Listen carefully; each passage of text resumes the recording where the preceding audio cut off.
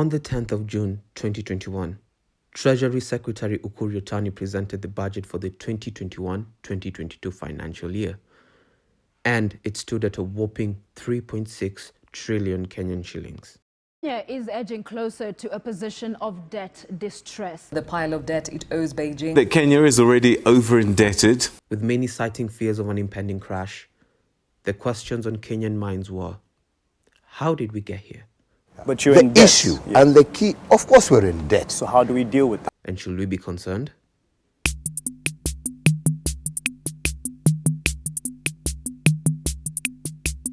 It is important to note that countries accrue sovereign debt so that they can spend high without having to increase taxes. A sovereign debt is a promise a government makes to its lenders, whereas debt service is a set of payments made to satisfy a debt obligation. Hence, debt can be a good indicator of a country's growth, only if the government's reasons for borrowing were deemed reasonable. A country's public debt is normally made up of its domestic and external debt. Domestic debt is a portion of the total government debt owed to lenders within the country. Therefore, it is mostly borrowed in local currency, whereas the external is made up of debt owed to foreign creditors in a foreign currency.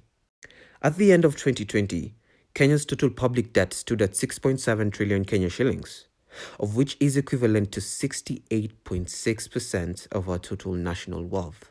There are a couple of indicators the National Treasury looks into when it's evaluating the country's debt sustainability. These are A. Total debt to GDP ratio. This is the proportion of a country's public debt relative to its total economic output. The official public finance management has set the limit for the country at 50% of GDP. B. Debt repayment bill to ordinary revenue ratio. This is a portion of a country's revenue that goes into settling its debt obligations each year. C. Debt repayment to export ratio. This is used to gauge the government's capacity to repay its debt, especially in scenarios where most of the debt is in foreign currency. High export equals to high debt repayment, and vice versa. Things have changed a lot over time. And even in Africa, you now have two types of countries in terms of international sort of development finance. You have countries which are still heavily dependent on ODA, official aid, financing, ODA, including from the IFIs. And you have now countries like Kenya, which are now being called frontier markets. Frontier markets are more advanced than least developed countries, and they are less advanced than emerging markets. They are also high risk and can offer high returns. Hence, frontier markets rely heavily on foreign investments. Before 2015, most of Kenya's public debt was made up of a domestic debt amounting to 72%, with the remaining 28% being sourced externally. Nevertheless, since the turn of 2018, the external debt has rose to 48%. The main reason for this? The loan sourced from the Chinese Exim Bank to finance the standard gauge railway, of which is operating at a loss. There are advantages to having a larger share of debt services being domestic. One being that it is money borrowed in the local currency, which is less volatile. And second, it is easier to restructure domestic debt in case of economic shocks.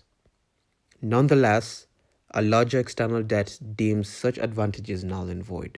You know what the debt of the Japanese government is? Or what is Japan's debt? I'm not really concerned about Do you know what the Kenyan debt is? Yes. What is it? As I said. What is it? Right now, some figures at 4.5 trillion shillings. Don't 4.8. talk about, I said, as a percentage of GDP. Talk like an economist. Some have pointed out that countries like the USA and Japan have a higher debt to GDP ratio. As of 2020, Japan's debt to GDP ratio amounted to 224.9%, the USA at 107.6%, Ghana at 76.1%, South Africa at 77.1%, and Kenya at 68.6%. However, for countries like the USA and Japan, a larger portion of the debt is domestic. So why doesn't Kenya print money to settle its debts? Well, that will cause inflation and living standards will fall further behind.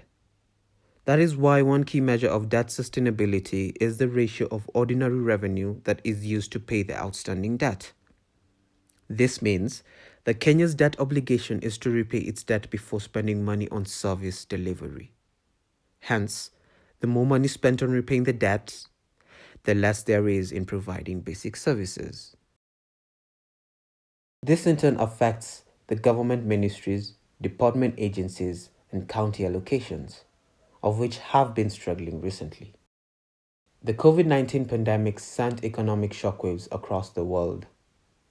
With loss of jobs and the economy struggling, it made sense for countries like Kenya to borrow and raise resources required to meet healthcare needs.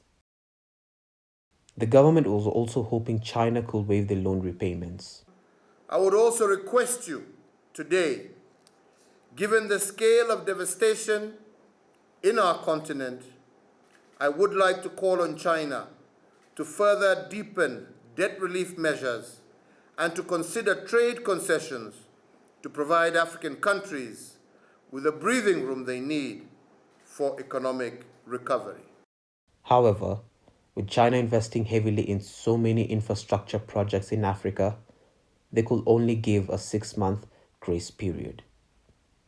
Hence, the government had to find ways to refinance their debt obligations. This led to the government borrowing more money from the IMF. But due to the Kemsa scandal that saw COVID-19 relief funds fall into the hands of corrupt government officials, Kenyans were not happy, and this led to a mass online protest of Kenyans pressuring the IMF to cancel the loan. The loan did come with conditions. One was to raise the value-added tax on petroleum products from 8% to 16%. Two was that the government was not to increase salaries for civil servants and teachers. 3 was restructuring of parastatals such as Kenya Airways, Kenya Power, Kenya Ports Authority, Kenya Pipeline, Kenya Broadcasting Commission, Kenyan, and 3 public universities, with many citing similarities with the 90s structural adjustment programs that affected the government. And 4, for the government to release the names of those who benefited from the Kemsa scandal. Failure to do so will force the IMF to cancel the loan. It is important to note that countries have a complicated economic structure. Unlike a business, foreign creditors cannot liquidate a country's assets when it defaults on their loan. This is because a country's economy is exposed to a wide range of factors, such as political risks, legal risks, and economic growth cycles. So when a country defaults, a lot of potential consequences can occur. 1. The currency can be devalued. 2. High unemployment rates. 3. Trade embargoes can come to effect. 4. Stock market crash. 5. Reduced living standards. There have been concerns that Kenya may face the same fate as Sri Lanka in case the government fails to fulfill their debt obligations to China. However, unlike Sri Lanka, Kenya may not lose the Mombasa port to China. This is because, according to CS Ukuriatani, all external loans from bilateral lenders have pari passu provision, meaning that both parties have an equal footing. In the likelihood of a default, Kenyan public services will suffer. The government will have to increase taxes on an already heavily taxed population, and this may wipe out some sectors, and most importantly, the country will lose its credibility in borrowing. What do you think? Should Kenyans pay close attention to how future governments handle the country's debt? And what should Kenya do to reduce its debt distress? Kindly let us know in the comment section below.